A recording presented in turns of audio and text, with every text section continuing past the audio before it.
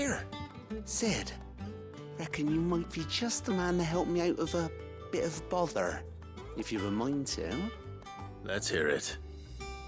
Well, it's about this alembic the chief's got me making. Lovely bit of kit it is.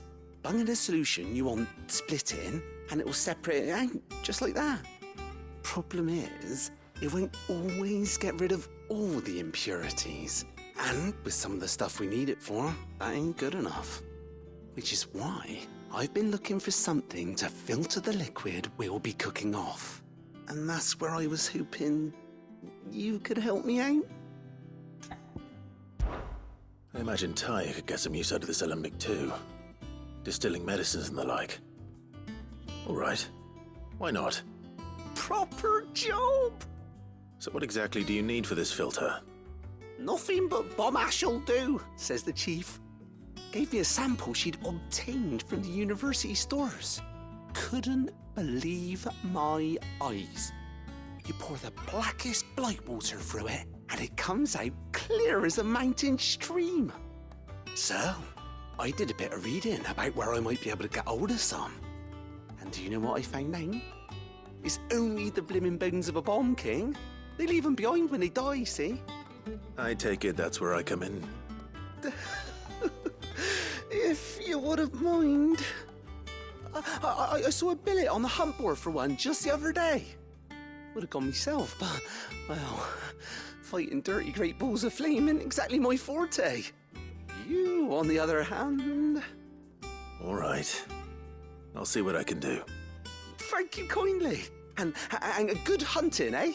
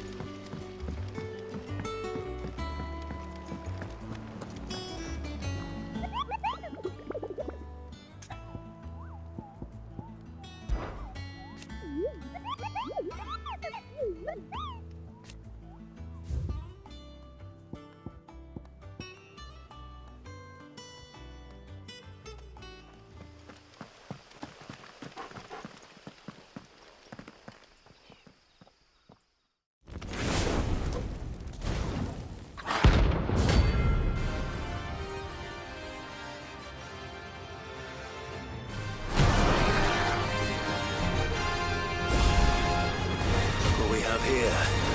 Greetings, Your Majesty. Too slow.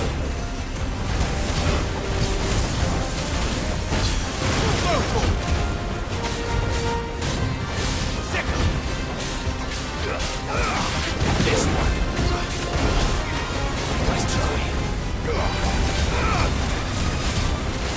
Go to. Now, Togo. This one.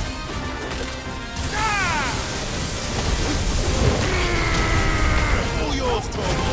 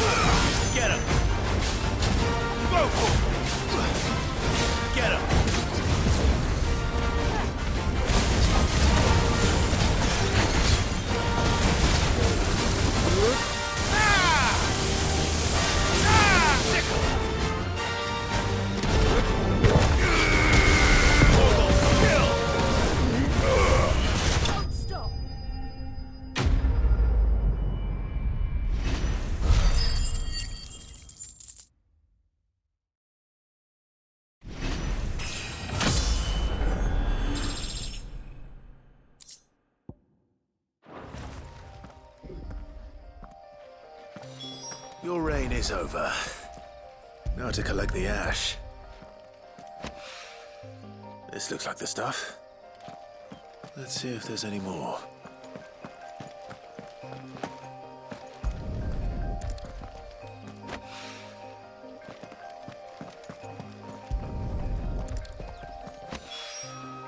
That should do it.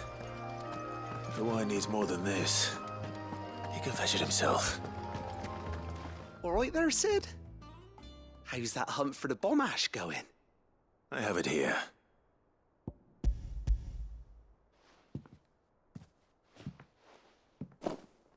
That's the stuff!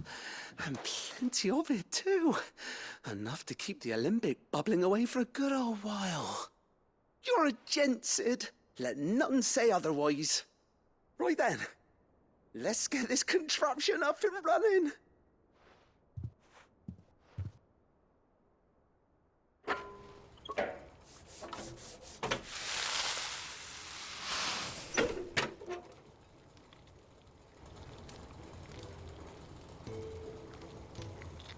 There we have it.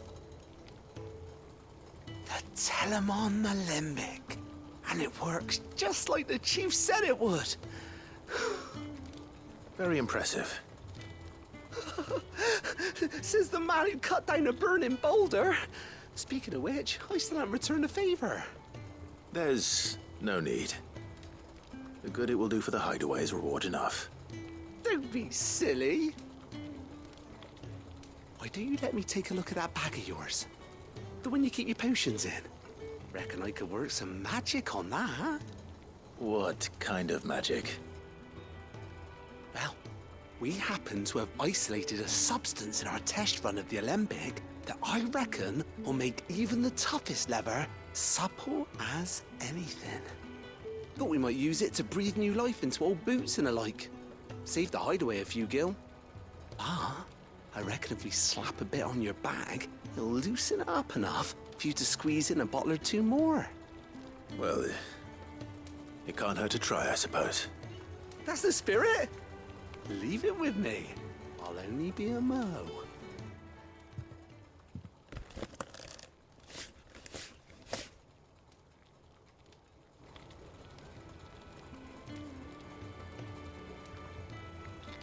Well, what do you reckon? It certainly feels more flexible. Right? Told you. Thank you. I think. No. Thank you for supporting Mid and the rest of us in our endeavors. Without you, we'd never have been able to discover wonders like that stuff I rubbed on your bag. And I'm telling you, there's plenty more where that came from.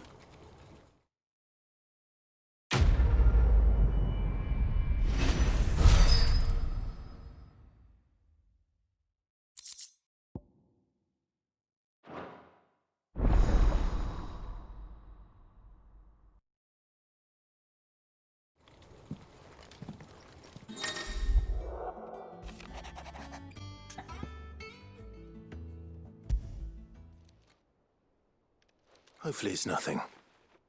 But I should speak to Blackthorn just in case.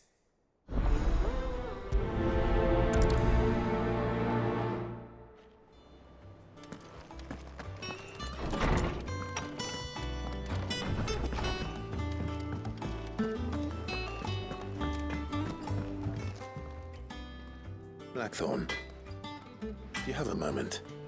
Not really, no. This won't take long. I just wanted to ask how you're getting on. August was worried about you, that you might still be doubting your craft, even after learning the trick of that cuirass. Is there something else weighing on your mind? Perhaps sharing your thoughts might help. That bastard's like a dog with a bone. Still, he's got a keen eye, I'll give him that. He's just, well, Karen showed me something. Something I've never seen before. And that was? A sword. An odd-looking thing with a single-edged blade. The metal itself wasn't anything to write home about, but fuck me, the edge on it. You could slice a man clean in two with a weapon like that. and he'd be halfway home before he even realised he'd been cut. So that's what's troubling you. No. Not troubling me exactly. More distracting. Can't stop thinking, how do you get an edge that sharp? It's driving me mad. And if you knew how to do it, we could arm the curse breakers with even better blades. That's about the size of it, yeah. I'll see what I can find out. Sharper swords are always welcome. And we can't have our master blacksmith being distracted. You're a soft touch, you know that. But I can't say I'm not grateful for it. Good luck, eh? Thank you. Let's see what Karen knows about this sword.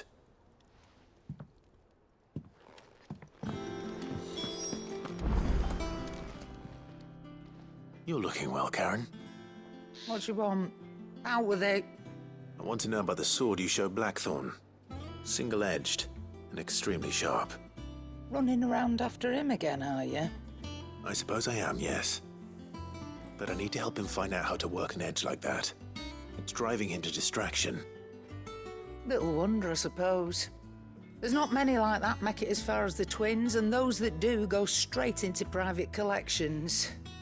Which made it nice and easy finding a buyer. Can you tell me who bought it? Where is it now? You think I tell people who my clients are? Suppose you're not likely to go nicking him off me, are you now? Fine. If you stop mooning at me like that. Lord Ignac's the man you want. Dalmecian bloke. Collects weapons and the like. And he's got more money than sense, which is why he's one of my favourite clients. Reckon he'll still be at the inn in Dalamil, where I left him. Thank you, Karen. Oh, and he's a touch eccentric, if you take my meaning. I appreciate the warning. My reputation will be ruined! Ruined!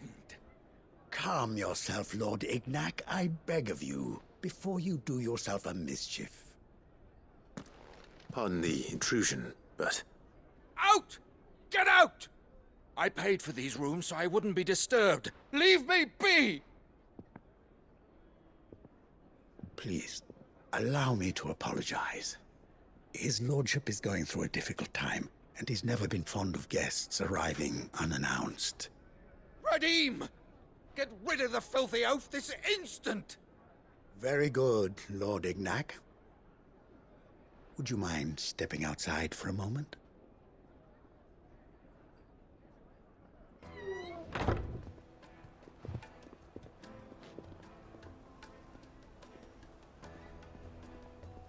I'm sorry if I've caused you any trouble. That? Oh, no. That's just how his lordship is. Though the morning's events have left him somewhat fractious. He's been dispossessed of his luggage, you see. The thieves also made away with a considerable amount of coin. Coin the innkeeper will soon be keen to collect. I don't suppose a certain blade was among the stolen items. A single-edged sword. It was purchased from a merchant friend of mine. Ah, you know Lady Karen. Yes, I'm afraid it was. Then I'll retrieve Lord Ignac's luggage. But I have one condition. You have but to state it. You are welcome to anything that is within my power to grant. I want an audience with Lord Ignac. A few minutes should be enough. Then I'll be on my way. A condition I would be a fool to refuse.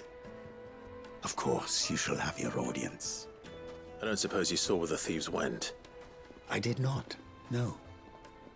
Though some discreet inquiries made on his lordship's behalf mean that I know where you might find them. The bandit's bed. Every ill-gotten coin in Dalamil is said to pass through that disreputable corner of the Valcroy. And that's where I'm heading.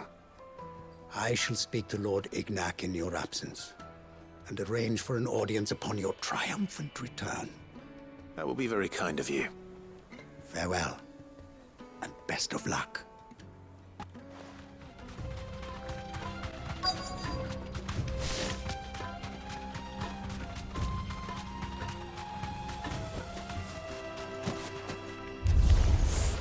We've got company! Come on, lads, let's tear the bastard's head off! Ogle, kill!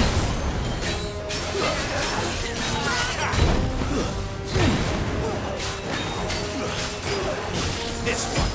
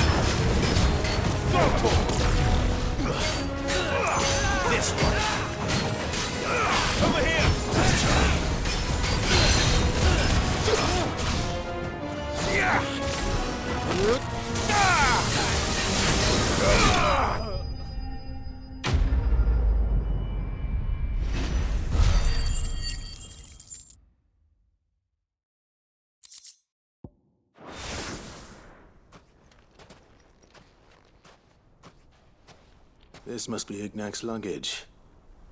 Nothing seems to be damaged. All right. Let's get it back to Dalamil.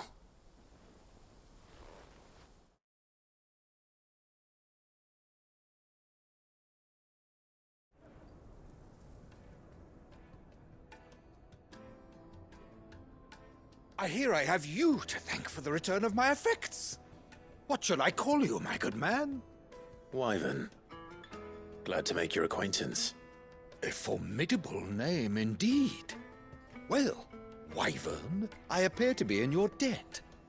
Redeem here tells me you wished for an audience. Is that all? A few moments of your time should suffice, yes. You're a peculiar fellow, Wyvern.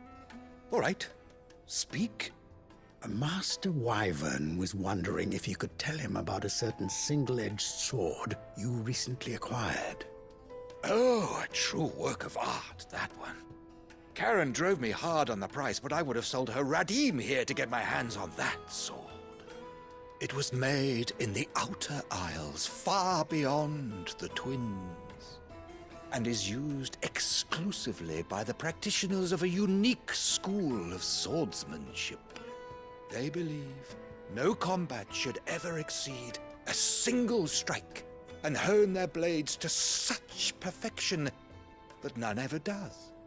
Each sword is made for that one perfect stroke, and for that stroke only. They crack upon a second blow. There's a brutal sort of beauty to it, really. But how do they hone such an edge? Fine question. Why, they use a whetstone, of course. Whetstones, rather. A whole array of them, ranging from the coarse to the fine. 10,000 licks with the sharpening stone, then 10,000 more. But it is the final stone which lends the blade its legendary sharpness. A mineral quite foreign to this great realm of ours. And that is the key. The secret ingredient. Wyvern, it occurs to me that my little lecture is hardly equal to services rendered. Take this, together with my regards. The very stone of which I spoke, far rarer among collectors than even the blade itself, and a far more fitting payment. Thank you. Pardon the intrusion, my lordship.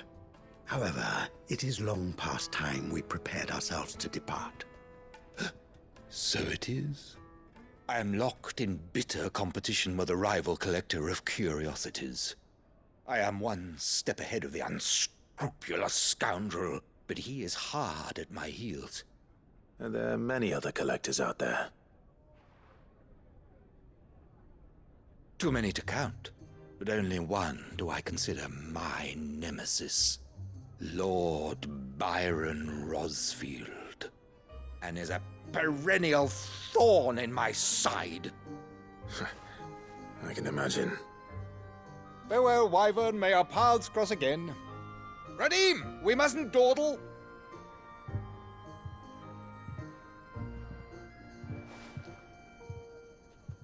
I think his lordship is rather taken with you, Master Wyvern. Thank you again for your assistance.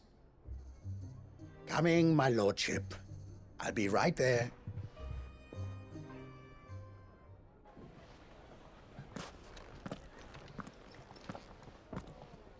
Trust Uncle Byron to find such an interesting rival. Now, let's see what Blackthorn makes of this whetstone, shall we? Sorry for the wait, but hopefully he'll agree it was worth it. You learned something about that sword then? I did better than that.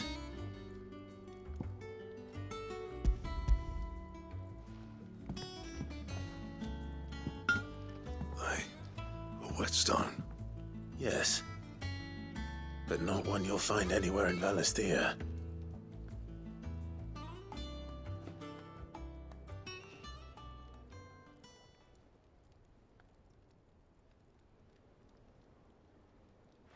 No wonder I couldn't get the same finish on the grinding wheel.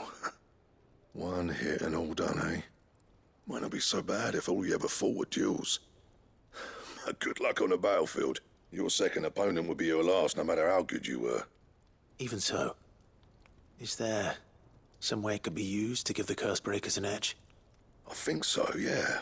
With this whetstone and the right kind of steel, I could probably even make a twin of the blade that rattled me.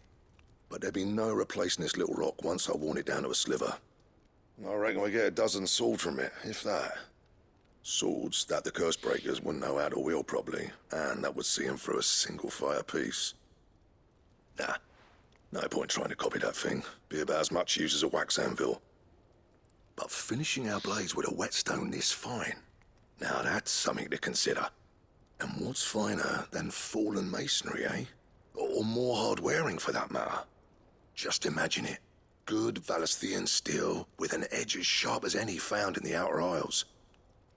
I won't make a copy, nah. I'll make something much better. I'm sure the curse breakers will be delighted. Just don't push yourself too hard. Don't you worry about me, sunshine. I've been working day and night since I was half your age, and I'll still be here when you're long gone. Hey, thanks, Clive. I mean it. I owe you one, August too. It's good to know someone's looking out for me. He'll be happy to hear you said that. And I'll see that my debt to you's paid. First new blade I make's got your name on it. You come and find me when you've got the materials. All right? I will.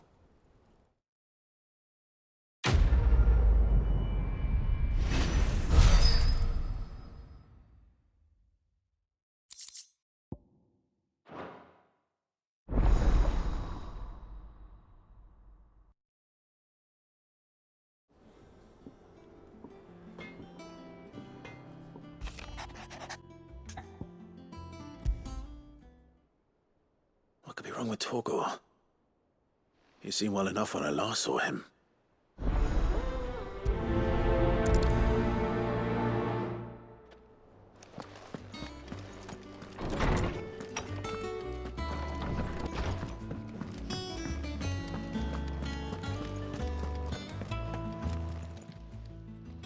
I got your note.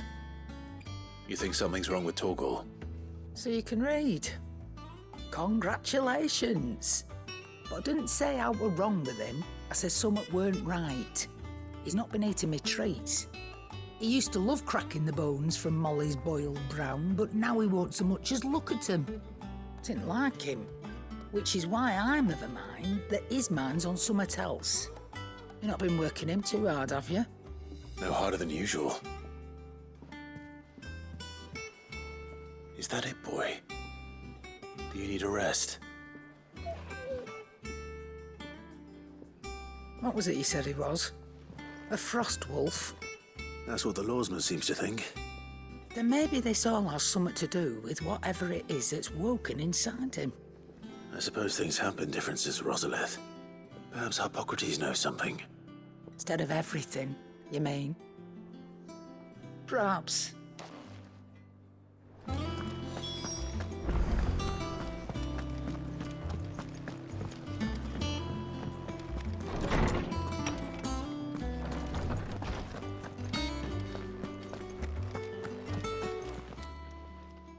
Lawsman, I need to ask you about Torgal. Something's not right with him. He isn't ill, is he? I don't think so. But according to Lady Karen, he seems to have lost his appetite, which is certainly a new development. She says he's hardly been touching his bones of late, and she believes it may have something to do with what happened at Rosalith Castle. I rather think she might be right, though not about his appetite. All canids are instinctively inclined to crack open bones for the rich marrow that resides within, and I see no reason why a frost wolf should be any different. Accordingly, I suspect it is not a lack of appetite that afflicts Torgal, but a surfeit of it. If we assume that his newfound magics require additional nourishment to sustain, it may well be that the bones Lady Karen is accustomed to providing are no longer sufficient. Frost wolves, after all, habitually prey upon far larger animals, whose bones may yield altogether different nutrients. As to where one might find a suitable substitute, some antelopes that graze the meadows of eastern Rosaria have been known to grow to a size more than double that of their lesser cousins. I don't recall ever seeing any that large. And little wonder. The oldest and largest such creatures rarely leave the safety of the highlands for fear of predators. The last elder antelope sighting I recall hearing about took place near Cressida, and that was long before the village was abandoned. Even so, it seems like a good place to start. Good hunting, Clive. Well,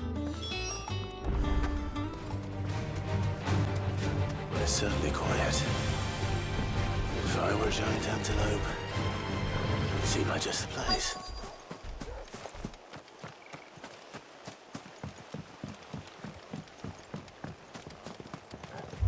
I doubt we'll find one bigger than that. You hungry, Torgal? This one.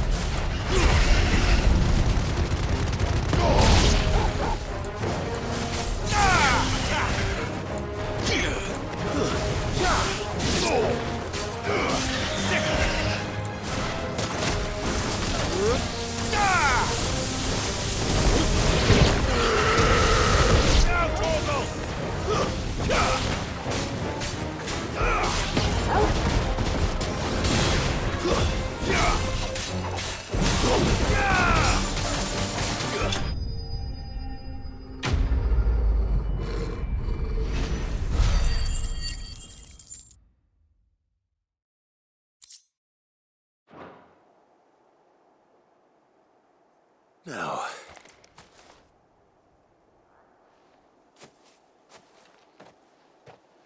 will it be enough, I wonder?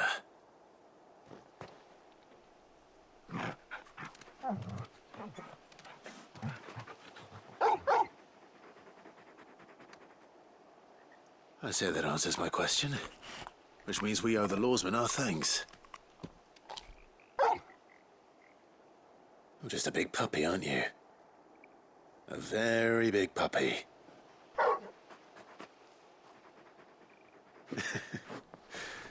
You do know you can take that with you, Torgal.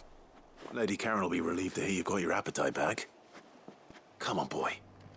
I noticed you and Torgal had gone off somewhere. Take him for a walk, did you? You could say that.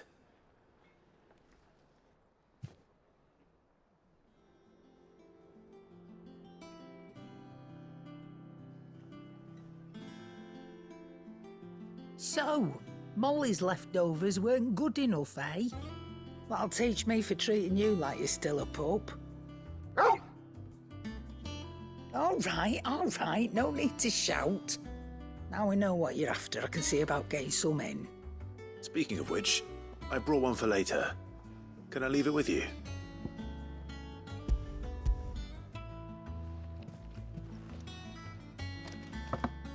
You can, aye. I'm nice like that. In return, you can thank Tomes for me. The bloody know-it-all. I was just on my way to see him.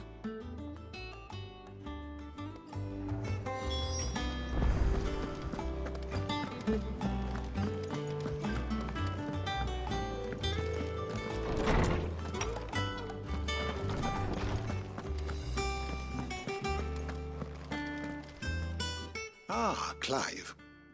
Were you able to locate your quarry? We were indeed, Lawsman. You pointed us in exactly the right direction. And Torgal's been a very happy hound ever since. Very good, very good. Lady Karen sends her thanks, by the way, for your part in solving the mystery. Ah. But that reminds me. After your last visit, I found myself pondering Torgal's talents. Do you recall our conversation concerning Lady Jill's role in Torgal's transformation? About how she somehow woke the power within him. Precisely that. A reasonable conclusion, I thought, but one which raised certain questions in my mind. You see, the Fenrir of legend served Shiva and Shiva alone, and while the powers attributed to him are certainly impressive, the records imply they are somewhat different in nature to those you described Torgal as having used. What are you suggesting? That Torgal may be the beneficiary of more than one icon's power. Consider that in addition to Lady Jill, he has served as a loyal companion to you, your brother, and even the late Cid. In short, the icons hitherto near at hand, or should I say at paw, have been diverse and plenty, and that number has only grown as the realm's dominance have fallen to your sword. One can but speculate as to how all of this has affected Torgal. He has seemed more fierce of late. And if I am not mistaken, he will grow fiercer still. We are fortunate indeed to be able to count him amongst our allies and not our adversaries.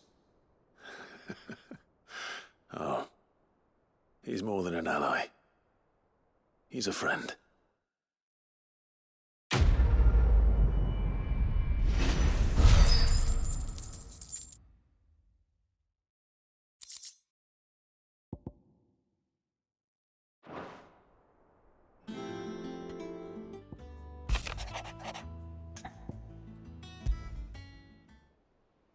Trouble with the ledgers.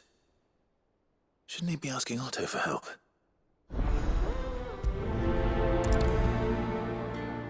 Clive, did you get my letter?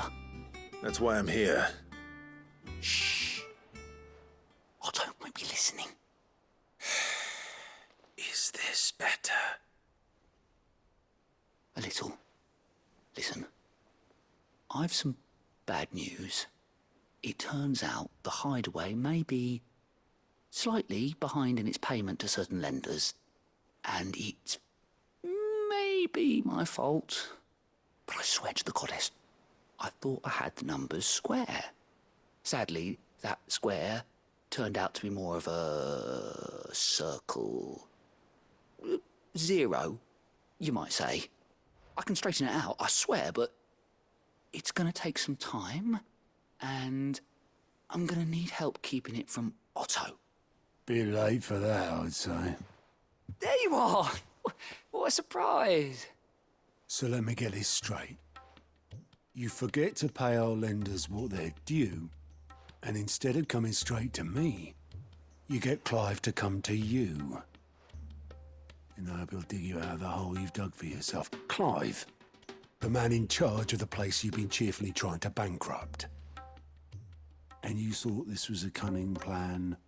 Why? Well, who needs paying? Oh, just Martha.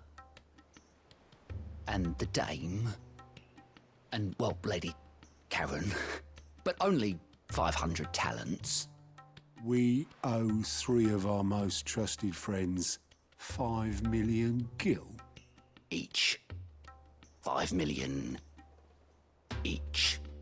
They lent us the bulk of the money we used to rebuild the hideaway, you see, and, well, I must have made some sort of oversight.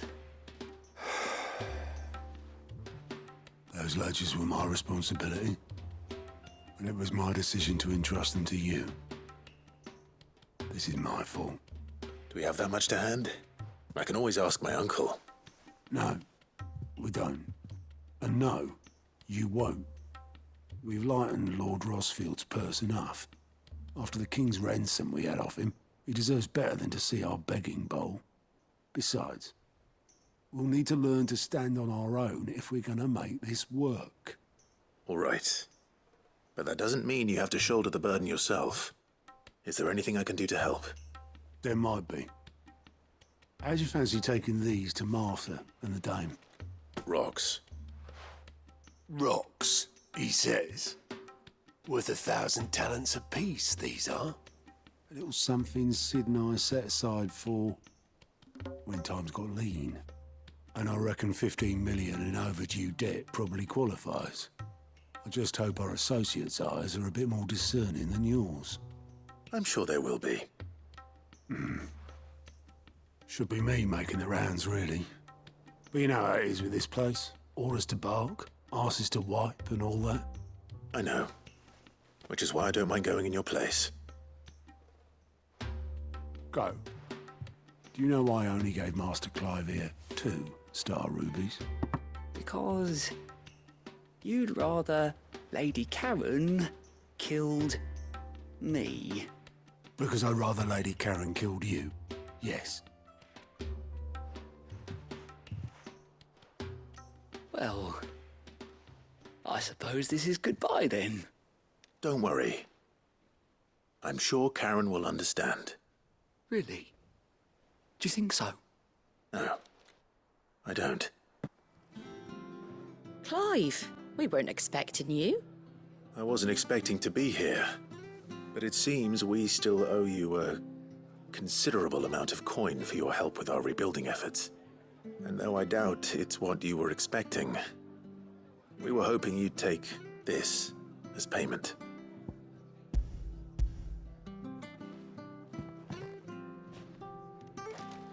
A star ruby?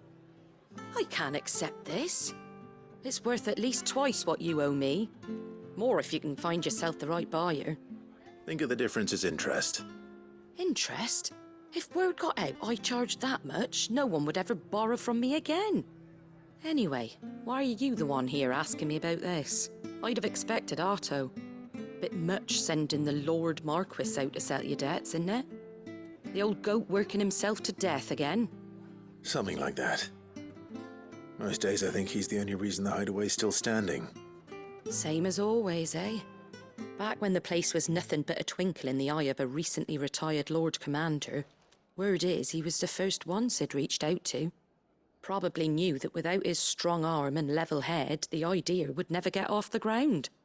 Sid may have been the face of the hideaway, but Otto's always been the backbone. And when Sid passed away, we were all worried that would be the end of it. That Otto would just give up.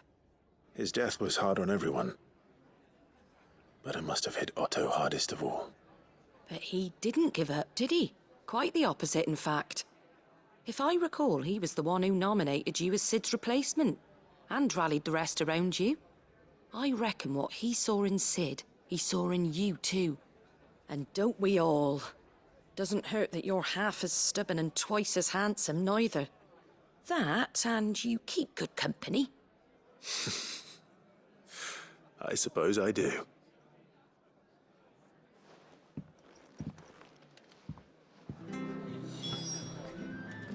Milady, I come bearing gifts. Gifts? Whatever is the occasion.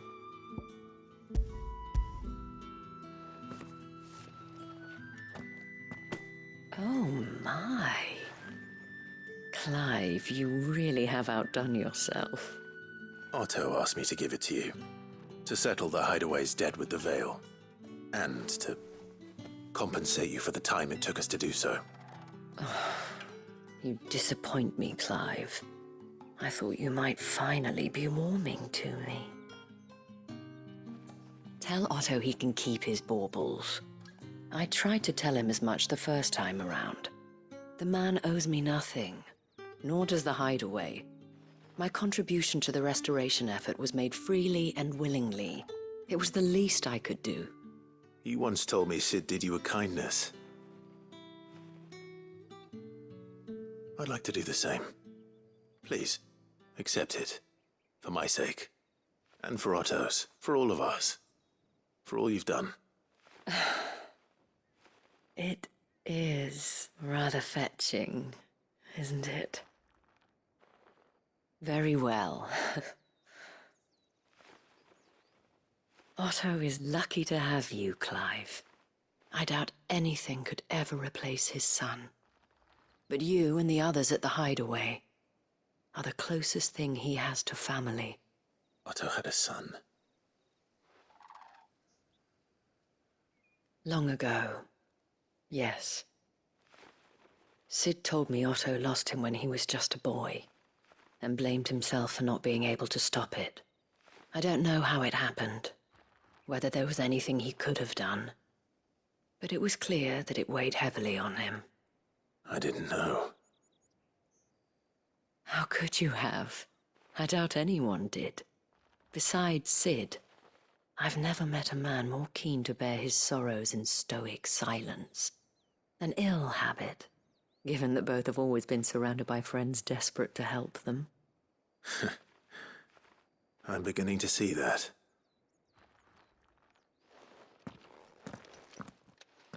Go will want to know the stones were delivered. If he's still with us. Goat. Still alive, I see. So Lady Karen accepted the ruby. Ah, about that, I tried my best, but she was just too stubborn to take it. She threw it right back in my face, in fact, and told me I could stick my stupid stone where the sun don't shine. Karen refused payment. I hope it wasn't something I said. I'm sure you were as tactful as ever. Let me see what I can do. Oh, wonderful. I hope you have better luck than I did.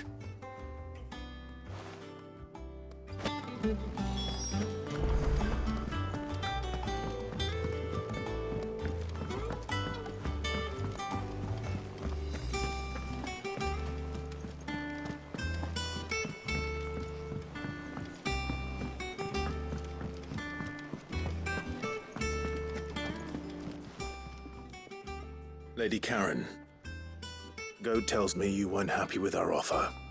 Would you prefer the debt was repaid in coin? What debt?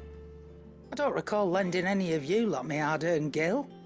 I may have tossed a talent or two in the hideaway's coffers, but those were donations, and you can hardly call it charity if you go asking for it back. Of course not. But one good turn deserves another.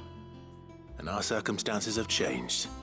Surely you wouldn't shun the gratitude of a pauper who happened to have become a prince. Oh, so you're a prince now, are you? Fine.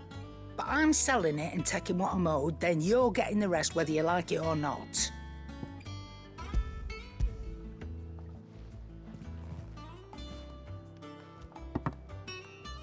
Where'd you even get this?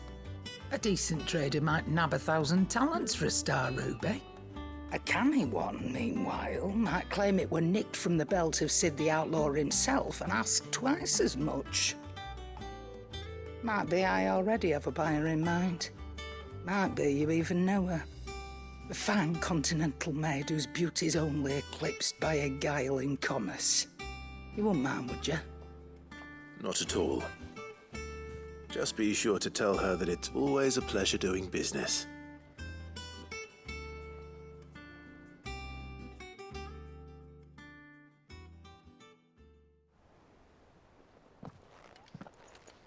I hear you ended up delivering all 3 stones. Thanks to this lump. I sometimes wonder what I pay you for. Speaking of which, I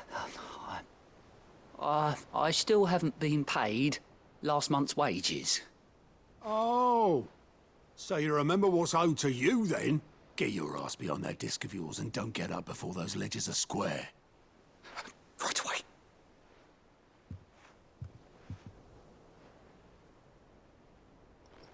I've seen that before. Yeah. Plenty of times. It was the only goblet Sid ever used. Either out of habit, Or because the filthy sod couldn't be bothered to find a clean one. I knew so little about him. Like most people. Martha and the Dame both seem to have fond memories of him. I bet they do. How long did you know Sid before he... Before he died. 20 summers, give or take. Back in the day, I was a purser on a trade ship, which is where I met him. He bought passage to... I forget where.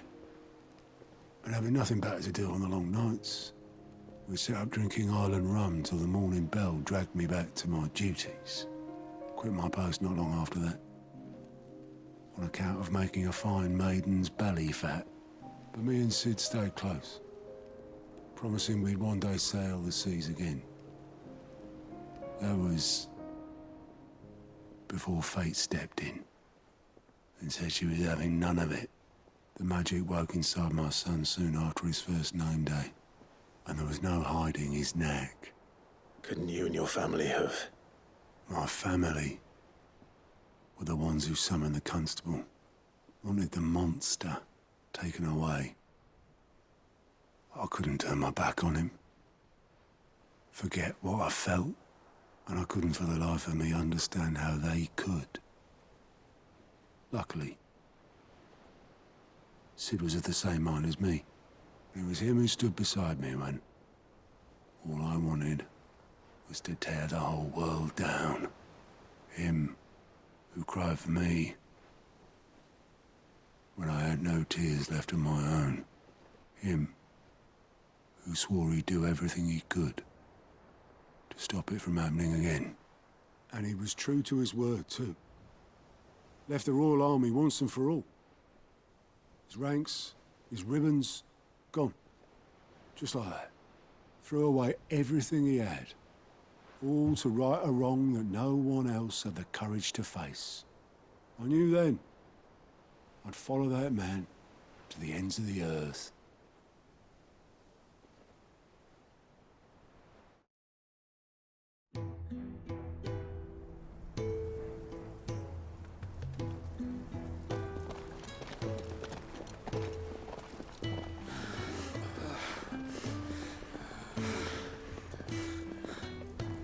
He was always too clever for his own good, was Sid. Saw the world for what it really was, while the rest of us were content to go along with the lie we were shown. And it can't have been easy, bearing that burden alone.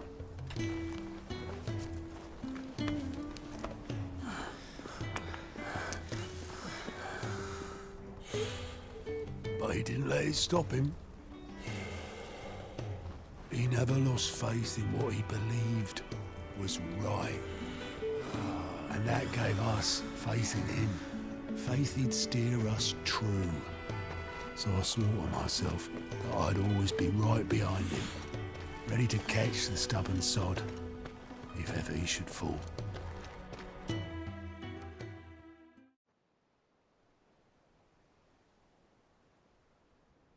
But I couldn't even do that.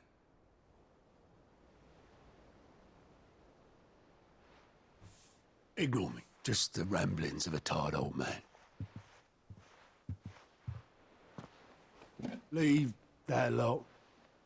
I'll tidy it up in a bit.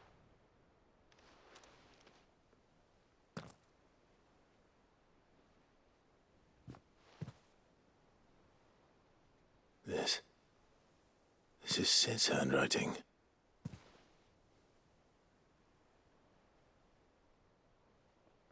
Dear Otto.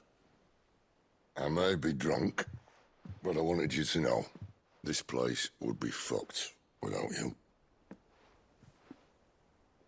Love you, you grumpy old sod.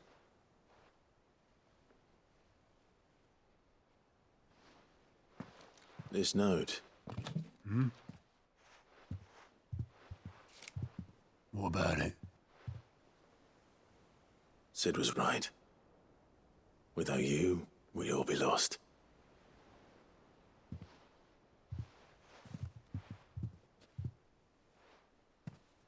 He should have bloody well said so then. Just once. Before he went. But then, why would he? Him, or anyone? I'd only have told him to piss off.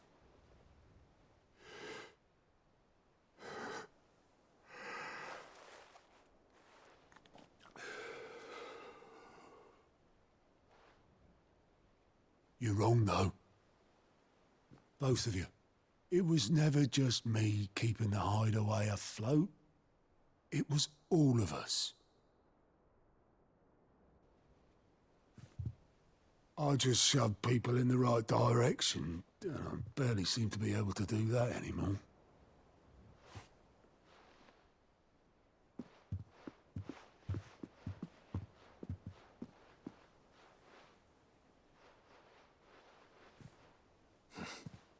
Would you rather go at the helm? Well, maybe I've got a few more years left in me. I'm going to hold you to that, Otto. Before you go, Sid would have wanted you to have this.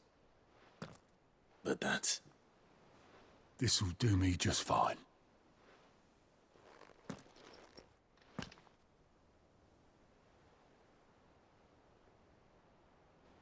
Thanks for the ray of sunshine. I'll see if I can't pay you back. Already have.